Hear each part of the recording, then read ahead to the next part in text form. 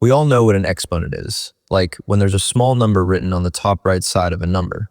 So if I write something like 2 to the power 3, this small 3 tells us how many times we multiply the number 2 with itself, which in this case is 3 times.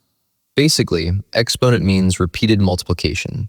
But in this case, the small number is written on the top left side of the number, and this is called tetration. So what does this actually mean? If exponentiation is repeated multiplication, then tetration is repeated exponentiation.